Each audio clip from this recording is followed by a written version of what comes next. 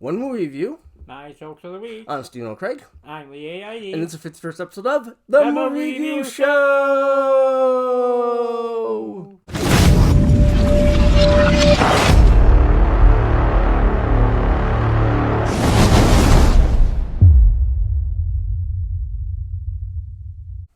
What is the movie review show?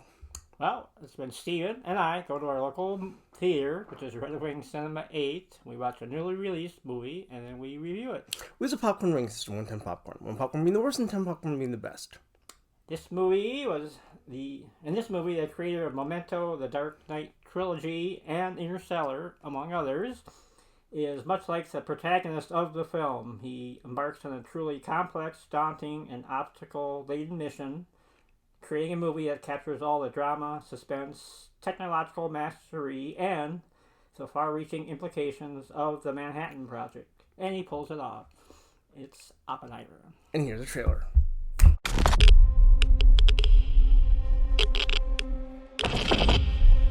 This is a national emergency. Detonator charged.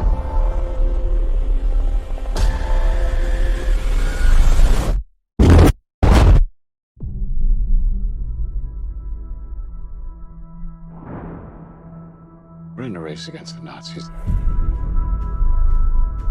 And I know what it means if the Nazis have a bomb. They have a 12-month head start. 18. How could you possibly know that? We've got one hope. All America's industrial might and scientific innovation connected here. A secret laboratory. Keep everyone there until it's done. Let's go recruit some scientists. Build a town, build it fast. If we don't let scientists bring their families, we'll never get the best. Why would we go to the middle of nowhere for who knows how long? Why? Why? How about because this is the most important thing to ever happen in the history of the world? You're the great improviser, but this you can't do in your head. Are we saying there's a chance that when we push that button, we destroy the world? Chances are near zero. Near zero. What do you want from theory alone? 0 would be nice.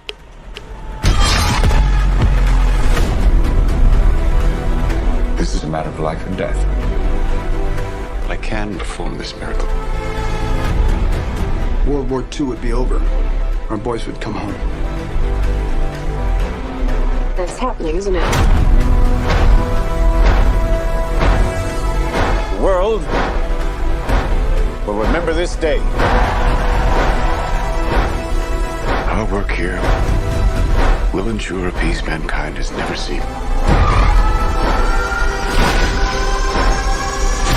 Until somebody builds a bigger one. You are the man who gave them the power to destroy themselves. And the world is not prepared. 8,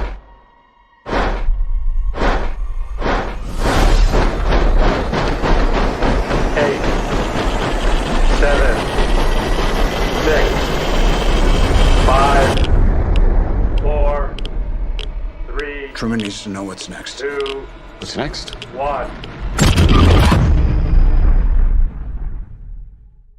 It's review time.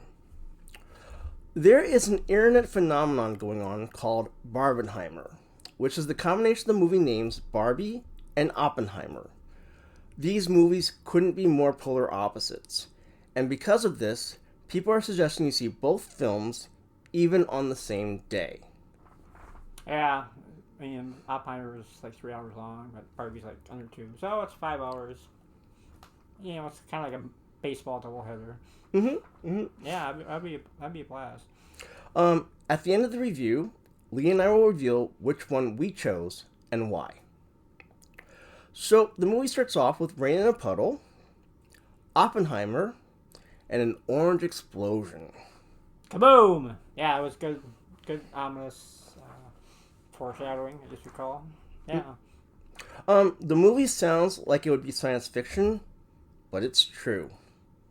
Yeah, it is. If you're living back in those times, it would be pretty creepy, and we think it's scary now with all the stuff going on over in Ukraine. But back then, it's like, wow, the whole world could blow up. So. I like seeing Albert Einstein. Yeah, it was like we talked earlier. I've read so many quotes on Einstein on the internet. It's nice to actually see him portrayed on screen. I thought Robert Downey Jr. did an excellent job of acting, and he didn't look like himself. I mean, he looked like himself, but he didn't look like himself. Yeah, I could barely recognize him. Like we talked, it was nice to see him in a non-Tony Stark / Iron Man role. He's a very good actor, so it's nice to see him in a non-Avengers role. I agree. And this movie proves that he's a good actor. Yep, definitely. A question. How would you feel if you were a genius, and of all the things you could have invented, you invent the atomic bomb? Yes, and I did read that Oppenheimer had. He never really did get over that. I mean, I would say devout. I wouldn't say he's a devout Hindu, but he studied it a lot, and he really struggled with what they did, which you can well imagine someone would. Mm-hmm. I'm sure he had tons of regret. Oh yeah. I'm sure he had to. Yep, for sure. The last 45 minutes weren't as good as the first 2 hours and 15 minutes.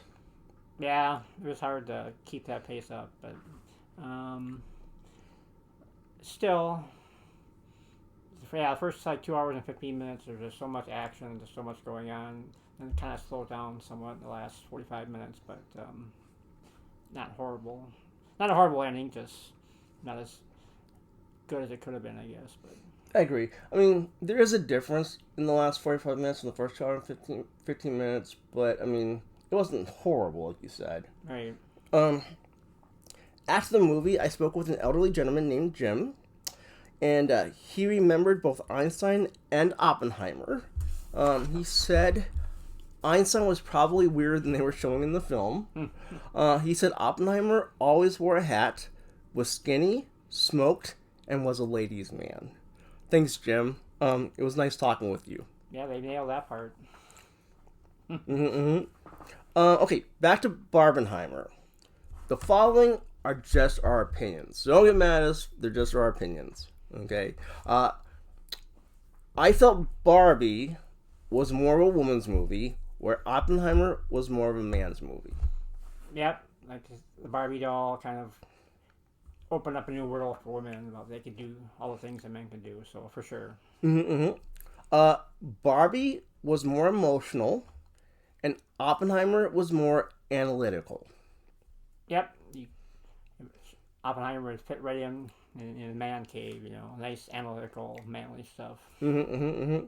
I would say like Barbie made women look better than men. I would say Oppenheimer made men look better than women. Yeah, I mean, back then it was just the norm. You had white males dominated the workforce. I mean, especially any kind of technical job. So yeah, what you saw on screen was mostly white guys. You know. Barbie's a comedy. Oppenheimer is definitely not. No, a little bit of gallows humor, but not very much. Yeah, it was. And you'd expect that given the topic. Finally, since I saw both movies, I noticed the audiences were different. Now, there's just my glimpsing at the audiences, so I could be wrong. Barbie's audience were women, men, teenagers, and kids. When I saw Oppenheimer, I looked back twice, and I noticed that almost all the audience were elderly couples. Interesting. Yeah, actually, after you mentioned that, I did kind of notice that.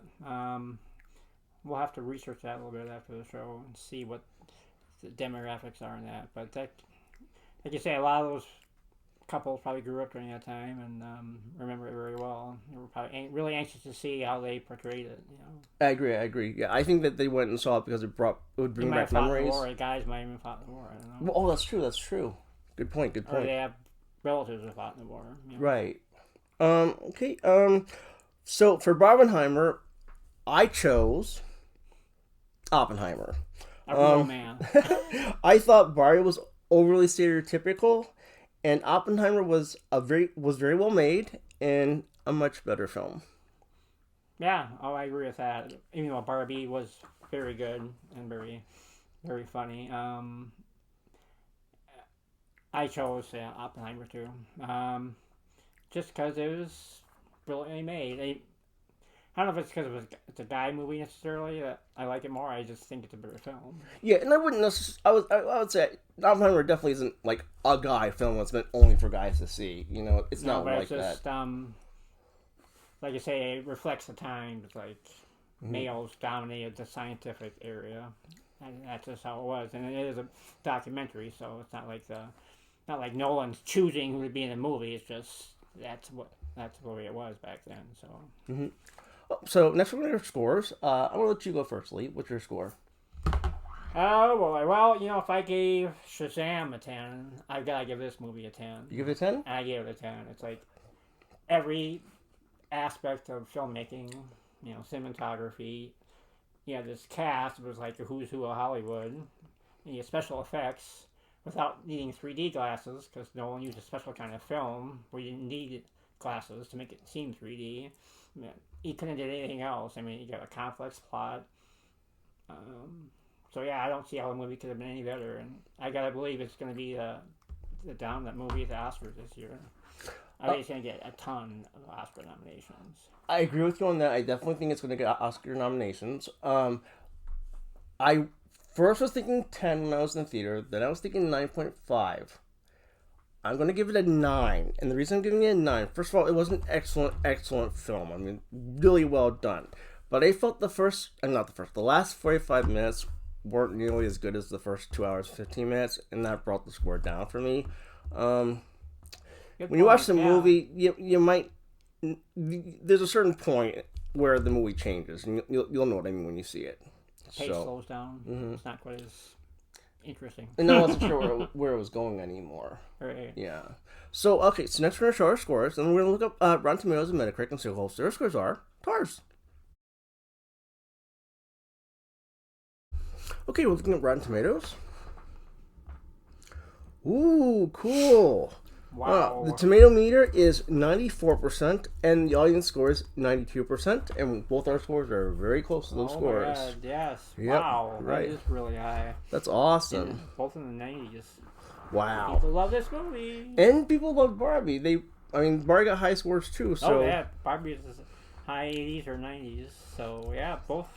Yeah, the Barbenheimer really kicked butt, man. Yeah, it did. Okay, next we're going to look up Metacritic. 88 for the Metascore and 8.9 for the user score. So wow. They really liked it too. The highest Metacritic scores I can remember seeing. Really? Wow. Wow. This That's movie's awesome. going to win a lot of Oscars, I'm telling you. I agree. It's going to do really well at the Oscars. It's kick butt, man. Next it's time for Lee's Jokes of the Week. All right. Okay, what happens when two atomic bombs have a fight? I don't know. They have a fallout. Ha ha. What did the atom bomb nicknamed Big Boy say to the little boy? I don't know. Nuke, I'm your father. Why did Truman choose nuclear bombs as opposed to a different method?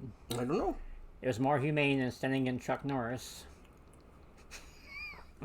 Okay, they get better, don't worry. Okay, the captain of an aircraft carrier carrying nuclear bombs is at sea, and he spots this light of another ship. So he tells the signalman, tell the ship to turn port to avoid a collision.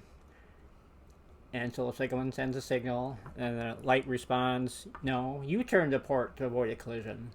The captain gets really, really upset. He goes, you tell that captain of that ship this is a 200 kiloton aircraft carrier carrying with 50 warplanes, 20 nuclear bombs, and 30 cruise missiles. Light flashes back. This is the lighthouse. Your call. Huh? It's the lighthouse? Your call? Yeah, lighthouses send signals to ships, you know. Oh, gotcha. And there's nuclear bombs on the ship, so. Okay, this last one.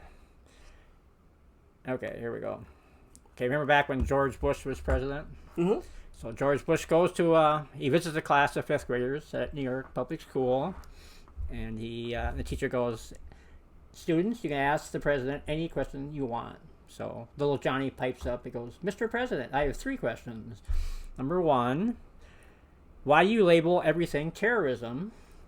2, why do you say we have the high moral ground when we were the ones who dropped 2 nuclear bombs? And number 3, why were you president only after they counted the votes a second time? Luckily, the bell rings. They take a 15-minute break. They come back. And then teacher goes, is there any other questions? And a student named Bob stands up and goes, I have 5 questions. The first 3 are the same as little Johnny's. My other 2 are... Hold it. My other 2 are, why did the bell ring 45 minutes early? And where the heck is little Johnny? Aww. And that's all the jokes I have for this week. Well, that's the end of the show. Remember to like, comment, and subscribe. And remember, as always, we'll be watching for you.